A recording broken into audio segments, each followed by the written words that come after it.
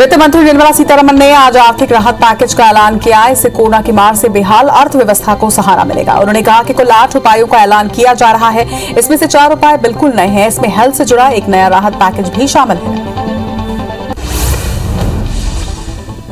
सरकार ने 1 करोड़ 1 लाख रुपए का फंड क्रेडिट गारंटी योजना के लिए आवंटित किया है। कोविड से प्रभावित क्षेत्रों को इससे मदद मिलेगी। 8 महानगरों को छोड़कर दूसरे शहरों में मेडिकल इंफ्रास्ट्रक्चर के लिए सरकार 50,000 करोड़ रुपए खर्च करेगी। इसके तहत सरकार कम ब्याज दर पर लोन देगी। वहीं स्कीम के तहत 100 करोड़ रुपए का अधिकतम लोन होगा। इस पर सरकार की गारंटी भी होगी। पर्यटन के क्षेत्र में के लिए भी सरकार ने बड़े कदम उठाए हैं। इसके तहत टूरिस्ट गाइड और इस तरह के दूसरे लोगों के लिए मदद दी जाएगी। इसका लाभ 11,000 टूरिस्ट गाइड को मिलेगा। 1 लाख रुपए तक की सहायता टूरिस्ट गाइड को दी जाएगी। टूरिस्ट एजेंसियों को 10 लाख रुपए तक की मदद मिलेगी। वित्त मंत्री निर्मला सीतारमण ने कहा कि भारत आने वाले पहले 5 लाख टूरिस्ट को वीजा शुल्क नहीं देना पड़ेगा। 1,93,000 पर्यटक 2019 में भारत आए और ऐसे टूरिस्ट औसतन 21 दिन भारत में रुकते हैं। वो प्रतिदिन औसतन 2,500 रुपए खर्च करते हैं। ये स्कीम अगले साल 31 मार्च तक के लिए जारी रहेगी। इस पर कुल 100 करोड़ रुपए खर्च होंगे। वीजा शुल्क से छूट सिर्फ एक बार ही मिलेगी। बच्चों के लिए अस्पताल में सुविधाएं बढ़ाने के लिए सरकार बड़ा निवेश करेगी। इसके लिए 23,220 करोड़ रुपए का प्रावधान किया गया है। इसके तहत बच्चों के लिए आईसीयू बेड सहित अन्य सुविधाएं भी बनाई जाएंगी। ये रकम अगले साल 31 मार्च तक खर्च होगी। पिछले साल भी सरकार ने अस्पतालों में सुविधाएं बढ़ाने के लिए 15,000 करोड़ रुपए का प्रावधान किया था। निर्मला सीतारमण की तरफ से की गई इस घोषणा के बाद प्रधानमंत्री नरेंद्र मोदी ने ट्वीट किया। उन्होंने कहा कि इस राहत पैकेज से सार्वजनिक स्वास्थ्य सेवाओं में सुधार होगा, खास उन क्षेत्रों में जहां सेवाएं कम हैं। इससे मेडिकल के बुनियादी ढांचे में निजी निवेश को बढ़ावा मिलेगा और महत्वपूर्ण मानव संसाधन भी बढ़ेंगे। रक्षा मंत्री राजनाथ सिंह ने लद्दाख के कारू मिलिट्री सेंटर में एक सभा को संबोधित करते हुए कहा कि जिन भी जवानों ने भारत की सीमा की सुरक्षा करते हुए शहादत दी है, देश उनकी शहादत को कभी नहीं भूल सकता। हमको अगर किसी ने आंख दिखाने की कोशिश भी की तो उसको मुंहतोड़ जवाब भी हमने दिया है। पश्चिम बंगाल की मुख्यमंत्री ममता बनर्जी ने राज्य के गवर्नर जगदीप धनखड़ पर बड़ा आरोप लगाया। उन्होंने आरोप लगाते हुए कहा कि राज्यपाल जगदीप धनखड़ एक भ्रष्ट व्यक्ति हैं। उनका नाम 1996 के हवाला जैन मामले की चार्जशीट में था। मैंने उन्हें हटाने के लिए 3 बार लेटर भी लिखा है। वहीं ममता के आरोपों पर राज्यपाल धनखड़ ने पलटवार किया है। उन्होंने कहा कि मुख्यमंत्री ममता बनर्जी ने प्रेस कॉन्फ्रेंस में सार्वजनिक तौर पर कुछ गंभीर आरोप लगाए। ये बहुत ही दुर्भाग्यपूर्ण है। मुझे उम्मीद नहीं थी कि वो सनसनी फैलाने के लिए गलत जानकारी देंगे। किसी चार्जशीट में मेरा नाम नहीं है, ऐसा कोई दस्तावेज नहीं है। ये गलत सूचना है। बसपा सुप्रीमो मायावती ने उत्तर प्रदेश जिला पंचायत चुनाव से पहले बड़ी घोषणा की है। उन्होंने सोमवार को प्रेस वार्ता कर कहा कि बसपा जिला पंचायत चुनाव नहीं लड़ेगी। हम भले ही जिला पंचायत चुनाव नहीं लड़ रहे हैं, लेकिन पूरी तरह से सक्रिय हैं। हमारी लगातार बैठकें जारी हैं। हम विधानसभा चुनाव की पूरी तैयारी कर रहे हैं। AIMIM सांसद ओवैसी ने ऐलान किया है कि उनकी पार्टी यूपी विधानसभा चुनाव में 100 सीटों पर प्रत्याशियों को उतारेगी। उन्होंने कहा कि पार्टी ने उम्मीदवारों को चुनने की प्रक्रिया भी शुरू कर दी है। वहीं बीएसपी सुप्रीमो मायावती के बयान पर उन्होंने कहा कि ओम प्रकाश राजभर के भागीदारी संकल्प मोर्चा के साथ उनका गठबंधन है। किसी और पार्टी के साथ उनकी कोई बातचीत नहीं हुई। केंद्र सरकार के बीच चल रहे तकरार के बीच अब ट्विटर ने एक और विवाद को हवा दे दिया है। इस बार उसने देश के नक्शे से छेड़छाड़ किया है। केंद्र शासित प्रदेश जम्मू कश्मीर और लद्दाख को भारत से अलग दिखाया। दोनों को अलग अलग देश दर्शाया गया है। वहीं मामला सामने आने के तुरंत बाद केंद्र सरकार ने संज्ञान लिया। सरकार ट्विटर को नोटिस जारी करने की तैयारी कर रही है। भारत ने मिसाइल तकनीक में सोमवार को एक और कीर्तिमान रचा। डीआरडीओ की ओर से विकसित मिसाइल अग्नि प्राइम का परीक्षण किया गया। अग्नि सीरीज की मिसाइल्स में सबसे आधुनिक अग्नि प्राइम की मारक क्षमता 1000 से 1500 किलोमीटर है। भारत ने आज सुबह 10:55 पर ओडिशा के तट पर अग्नि सीरीज की एक नई मिसाइल अग्नि प्राइम का सफल परीक्षण किया है। भारत में होने वाले T20 क्रिकेट वर्ल्ड कप को यूएई शिफ्ट कर दिया गया है। बीसीसीआई के सेक्रेटरी जय शाह ने आज इसकी जानकारी दी। उन्होंने कहा कि हमने आईसीसी को ये जानकारी दे दी है कि T20 क्रिकेट वर्ल्ड कप को यूएई शिफ्ट किया जा रहा है। तारीखों का ऐलान आईसीसी ही करेगी। उत्तराखंड में आज दोपहर भूकंप के झटके महसूस किए गए। प्रदेश के पिथौरागढ़ में दोपहर 12:18 में भूकंप के झटके महसूस हुए। नेशनल सेंटर फॉर सिस्मोलॉजी के मुताबिक भूकंप की तीव्रता 3.7 रही। अभी भूकंप से जनहानि की कोई भी खबर नहीं है। मध्य प्रदेश के पूर्व मुख्यमंत्री कमलनाथ ने सीएम शिवराज सिंह चौहान को एक चिट्ठी लिखी है। खत में प्रदेश के हर वर्ग का 3 महीने के बिजली बिल को माफ करने की मांग कही गई है। वहीं कमलनाथ ने यह भी लिखा कि कोरोना कर्फ्यू के 3 महीनों के दौरान हर वर्ग आर्थिक तौर पर तंग रहा है। हजारों लोगों की नौकरी गई है। ऐसे में बकाया बिजली बिल की वसूली को माफ किया जाए। मध्य प्रदेश में सोशल मीडिया की जंग में कांग्रेस ने बाजी मारी है। ट्विटर के बाद इंस्टाग्राम पर भी कांग्रेस आगे है। पूर्व सीएम कमलनाथ ने ट्वीट कर इसकी जानकारी दी। इंस्टाग्राम में कांग्रेस के 61,700 फॉलोवर हैं, तो वहीं बीजेपी के 9,715 फॉलोवर। साथ ही उन्होंने ये भी कहा कि कमलनाथ के साथ मध्य प्रदेश का हाथ। मध्य प्रदेश कांग्रेस प्रभारी मुकुल वासनिक जल्द ही प्रदेश के दौरे पर आने वाले हैं। दरअसल मध्य प्रदेश कांग्रेस में संगठन का विस्तार प्रस्तावित है। कांग्रेस नेताओं को उम्मीद है कि उपचुनाव के बाद मुकुल वासनिक का दौरा होगा और लंबे अरसे से खाली पड़े पदों पर नियुक्तियां होंगी। पीसीसी चीफ मोहन मरकाम ने बस्तर में हो रहे प्रदर्शनों पर कहा कि राज्य सरकार के कामकाज के चलते नक्सली परास्त हुए हैं। नक्सली आदिवासियों को आगे कर लड़ाई लड़ रहे हैं। साथ ही सारकी गुंडा घटना को लेकर उन्होंने कहा कि कानूनी प्रक्रिया की वजह से कार्रवाई में देरी हो रही है। नक्सल घटनाओं में पीड़ितों को सरकार न्याय जरूर दिलाएगी। छत्तीसगढ़ में राज्य पिछड़ा वर्ग आयोग विवाद का मामला सामने आया है। यहां आयोग के अध्यक्ष सियाराम साहू जमीन पर बैठे नजर आए। सियाराम साहू अध्यक्ष पदभार ग्रहण कर चुके थे, लेकिन अब तक अध्यक्ष रूम का ताला नहीं खुला है, जिसकी वजह से उन्होंने वही जमीन पर बैठकर सुनवाई शुरू कर दी। गौरला पेंड्रा मरवाही जिले के लिए अब नया परिवहन कोड CG 31 कोड से जारी हुआ है। 15 अगस्त 2019 को मुख्यमंत्री भूपेश बघेल ने गौरला पेंड्रा मरवाही के नाम से नए जिले के बनाए जाने की घोषणा की थी, जिसके बाद 10 फरवरी 2020 को छत्तीसगढ़ के 28वें जिले के रूप में गौरला पेंड्रा मरवाही जिला अस्तित्व में आया। श्रीनगर में 2 सिख युवतियों की अपहरण और जबरन धर्मांतरण कराकर निकाह कराने के मामले से सिख समाज में आक्रोश है। बड़ी संख्या में सिख समुदाय के लोग श्रीनगर में सड़कों पर उतरे और प्रदर्शन किया। पुलिस का कहना है कि उसने 18 साल की युवती को छुड़ा लिया है। वहीं किडनैप करने के आरोपी को गिरफ्तार भी कर लिया गया है। लड़की को उसके परिजनों के हवाले कर दिया गया। बीजेपी किसान मोर्चा छत्तीसगढ़ ने आज धान भंडारण केंद्रों की जांच रिपोर्ट सार्वजनिक की। रिपोर्ट के आधार पर मोर्चा के पदाधिकारियों ने 9 लाख क्विंटल धान के बर्बाद होने की जानकारी दी। बीजेपी किसान मोर्चा के प्रदेश अध्यक्ष श्याम बिहारी जायसवाल, पूर्व कृषि मंत्री चंद्रशेखर साहू ने एक प्रेस कॉन्फ्रेंस में ये जानकारी साझा की। छत्तीसगढ़ के मुख्यमंत्री भूपेश बघेल ने आज खनिज विभाग की समीक्षा बैठक ली। बैठक में मुख्यमंत्री भूपेश बघेल ने सभी अधिकारियों को खनिज से राजस्व बढ़ाने को लेकर चर्चा की। सीएम भूपेश बघेल ने जिला न्यास निधि समेत अन्य मुद्दों को लेकर अधिकारियों से चर्चा भी की। सीएम भूपेश बघेल ने खनिज की उपयोगिता के साथ साथ पर्यावरण को भी सुरक्षित रखने के निर्देश दिए हैं। मुख्यमंत्री मंगलवार को ऊर्जा विभाग की बैठक लेंगे। अब तक मुख्यमंत्री भूपेश बघेल राजस्व, वन और कृषि विभाग के अंतर्गत योजनाओं की समीक्षा कर चुके हैं। छत्तीसगढ़ के वन एवं परिवहन मंत्री मोहम्मद अकबर कवर्धा जिले के दौरे पर रहे। रेस्ट हाउस में उन्होंने 34 हितग्राहियों को बारिश से नुकसान की क्षतिपूर्ति राशि दी। वहीं बस ऑपरेटर संघ की हड़ताल पर उन्होंने कहा कि इनकी मांगों पर जल्द ही निर्णय लिया जाएगा। यात्री किराया बढ़ाए जाने पर रणनीति तैयार करने के लिए अन्य राज्यों से भी जानकारी मंगाई गई है। उत्तर प्रदेश के कैबिनेट मंत्री नंद गोपाल गुप्ता दतिया पहुंचे, जहां उन्होंने मां पीताम्बरा मंदिर में पूजा अर्चना की, जिसके बाद भगवान वनखंडेश्वर का जलाभिषेक भी किया। वहीं पत्रकारों से चर्चा करते हुए उन्होंने दावा किया कि यूपी में योगी आदित्यनाथ के नेतृत्व में फिर भाजपा की सरकार बनेगी। छत्तीसगढ़ में निगम मंडल की एक और सूची तैयार कर ली गई है। ये कहना है प्रदेश कांग्रेस उपाध्यक्ष अटल श्रीवास्तव का। पेंड्रा पहुंचे अटल श्रीवास्तव ने कहा कि सीएम भूपेश बघेल ने संभावित लोगों के नाम की सूची तैयार कर ली है। कांग्रेस प्रभारी PL पुनिया का अनुमोदन होना भी बाकी है। मरवाही जनपद पंचायत में सरपंच, सचिव और अधिकारियों पर 14वें वित्त की राशि के घोटाले में आरोप लगाए हैं। कांग्रेस नेताओं ने कलेक्टर से शिकायत कर दोषियों के खिलाफ कार्रवाई की मांग की है।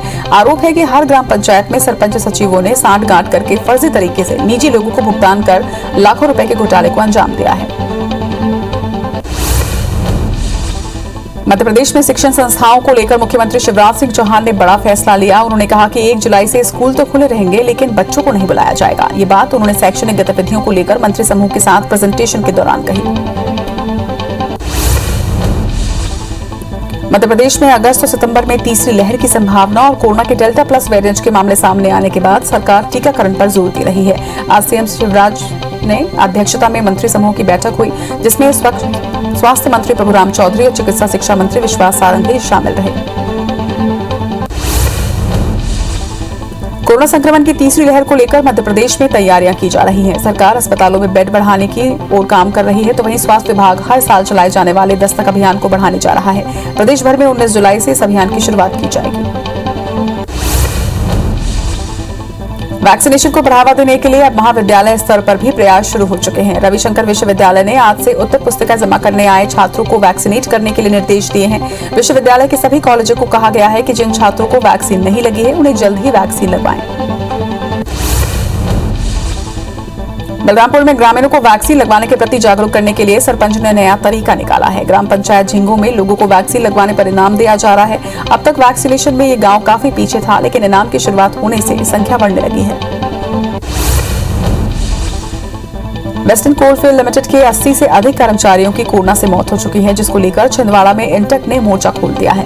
कोविड-19 सस्पेक्टेड का प्रमाण पत्र मिलने पर इंटक ने आपत्ति जताई है। साथ ही विभिन्न मांगों को लेकर कलेक्टर को ज्ञापन भी सौंपा। जबलपुर में किन्नर समाज के लिए विशेष वैक्सीन केंद्र बनाया गया है, जहां पर किन्नर समुदाय के सदस्यों ने वैक्सीन लगवाई और कोरोना महामारी से बचने के लिए लोगों से भी वैक्सीन लगवाने की अपील की। वहीं कांग्रेस विधायक विनय सक्सेना ने भी लोगों से टीका लगवाने का आग्रह किया। छिंदवाड़ा के सेन समाज ने वैक्सीनेशन को लेकर खास पहल की है। दरअसल सेन समाज ने फैसला लिया है कि जो व्यक्ति वैक्सीन नहीं लगवाएगा वे उनके बाल नहीं काटेंगे और ना ही शेविंग करेंगे। सैलून संचालकों के मुताबिक वैक्सीनेशन सर्टिफिकेट के बिना सैलून और पार्लर में कोई काम नहीं होगा। सत्ता में पेट्रोल डीजल के बढ़ते दाम को लेकर युवा कांग्रेस ने अनोखा प्रदर्शन किया। पूर्व नेता प्रतिपक्ष अजय सिंह राहुल की अगुवाई में कांग्रेसियों ने हाथ में फांसी का फंदा लेकर प्रतीकात्मक आत्महत्या का प्रदर्शन किया। इस दौरान अजय सिंह राहुल ने कहा कि देश में लगातार ईंधन के दाम बढ़ रहे हैं, लेकिन मोदी सरकार सो रही है। कवर्धा में खाद की कमी को लेकर भाजपा युवा मोर्चा ने किसानों के साथ कृषि विभाग के ऑफिस का घेराव किया और विरोध स्वरूप कृषि विभाग के उप संचालक को धान का रोपा भेंट किया। भाजपा युवा मोर्चा का आरोप है कि जिले में किसानों के लिए खाद बीज उपलब्ध नहीं है, जिसके कारण किसानों को बाजार से दुगनी कीमत पर खाद और बीज खरीदना पड़ रहा है। कांकेर के कोयली बेड़ा में कॉलेज खोलने की मांग को लेकर आसपास के ग्रामीणों ने रैली निकालकर प्रशासन को ज्ञापन सौंपा। इसके साथ ही मांग पूरी नहीं होने पर उग्र आंदोलन की चेतावनी भी दी। ग्रामीणों ने बताया कि क्षेत्र में कॉलेज नहीं होने के कारण छात्र 12वीं पास के बाद पढ़ाई से वंचित रह जाते हैं। बीजापुर में सारकीगुड़ा की बरसी पर विशाल जनसभा का आयोजन किया गया। हजारों की संख्या में आदिवासी यहां पर जुटे और न्याय की मांग की। बता दें कि 28 जून 2012 को सारकीगुड़ा में कथित नक्सली मुठभेड़ में महिला और बच्चों समेत 17 आदिवासी मारे गए थे। मामले की न्यायिक जांच की गई थी। वहीं जांच में उजागर हुआ था कि मारे गए ग्रामीण नक्सली नहीं थे। बसना के गढ़फुलझर में धान खरीदी केंद्र और कृषि बैंक के लिए आवंटित जमीन पर दबंगों ने कब्जा कर लिया है, जिसकी शिकायत सहकारी समिति ने तहसीलदार से की थी, लेकिन कार्रवाई नहीं होने से अब गांव के अन्य लोग भी कब्जा कर रहे हैं, जिससे अब समिति ने कलेक्टर से शिकायत करने की बात कही है। ग्वालियर के वन विभाग की ओर से अवैध पत्थर की 3 खदानों पर बड़ी कार्रवाई की गई है, लेकिन इस कार्रवाई से पहले इस बार पुलिस बल और राजस्व विभाग के अधिकारियों को साथ लेकर यहां कार्रवाई हुई। सफेद पत्थर के अवैध उत्खनन और वन कर्मियों पर हमले के लिए सबसे ज्यादा कुख्यात लोंदुपुरा और तिलावली में कार्रवाई हुई है। बलरामपुर के आमड़ी बारात में पुलिस और राजस्व की टीम ने लाखों रुपए की इमारती लकड़ी जब्त की है। आरोपी बाबूलाल गुप्ता दिन दहाड़े खमहार लकड़ी को कटवाकर उसे ट्रक में लोड कर बेचने की तैयारी में था, लेकिन सूचना मिलते ही पुलिस मौके पर पहुंचकर लकड़ी को जब्त कर लिया। ग्वालियर में एक रिटायर्ड डॉक्टर ने रकम डबल करने के नाम पर 60 लाख रुपए ठगी का मामला सामने आया है। पीड़ित ने जिसकी शिकायत एसपी से की है, जिसके बाद एसपी के आदेश पर क्राइम ब्रांच पुलिस ने 5 लोगों पर मामला दर्ज कर उनकी तलाश शुरू कर दी है। भोपाल के श्यामला हिल्स और टीटी नगर थाना क्षेत्र में एटीएम की तकनीक से छेड़छाड़ कर बदमाशों ने लाखों रुपए निकाल लिया। वहीं आरोपियों को पकड़ने के लिए डीआईजी इरशाद वली ने 40,000 रुपए का इनाम भी घोषित किया है। पुलिस की कई टीमें आरोपियों की पतासाजी में जुटी हुई है।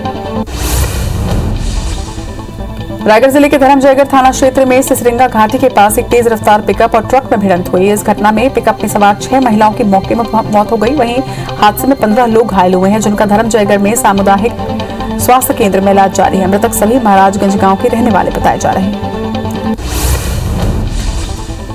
रीवा जिले के जवा थाना के गड़ा गांव से दिल दहला देने वाली घटना सामने आई, जहां पर पति की मौत के बाद प्रेमी के साथ 12 साल तक रिलेशनशिप में जीवन बिता रही महिला की उसके प्रेमी ने ही बेरहमी से हत्या कर दी और लाश को घर की रसोई में दफना दिया।